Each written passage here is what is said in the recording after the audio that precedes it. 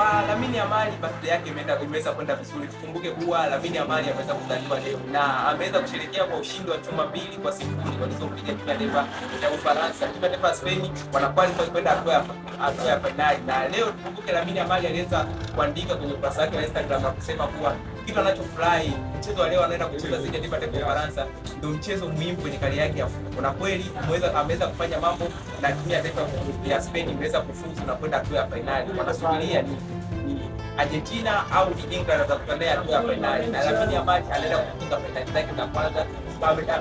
Kwa Lamine Yamal ameweza kushiriki finali zake za kwanza na ametinga hatua ya finali. Mafanikio bora kabisa kwa Lamine Yamal. Na alisema kuwa timu ya taifa ya Ufaransa haiwezi kawasumbua timu ya taifa ya Spain. Bali umeshakutana nao mara nyingi lakini wameweza kuwapiga. Kumbuke game mbili za nyuma zilizopita mfululizo timu ya taifa ya Spain wameweza kushinda kwa chuma.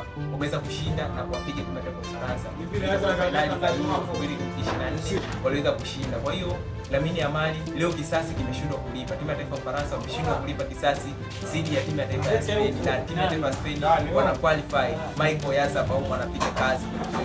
Rodri anapiga kazi. Wakina Kukurela wanapiga kazi. Wakina Pedri wanaingia kipindi cha pili. Na timu ya taifa ya Spain wana qualify na Ufaransa wanashindwa kupata goli hata moja licha ya squad yao kuwa bora. Na Michael Olise na Kylian Mbappe na Isaiah Diallo na Bakola walioanza wakina Ousmane Dembele wanashindwa kupata chuma hata moja. Waliweza kuzidiwa kwa upande wa midfield na defense. Na Kylian Mbappe anarudi nyumbani licha ya kuwa na goli 8 na anarudi nyumbani, anakuwa ameondoshwa kwenye mashindano ya World Cup. Tulitegemea kwamba finali itajirudia Argentina dhidi ya Ufaransa lakini haijawa. Spain tayari wameshika mfungo moja mbele.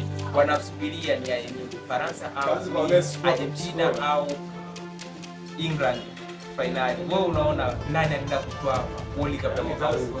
Tayari Spain ishafika hatua ya finali. Unaona nani unampa nafasi? Hii ni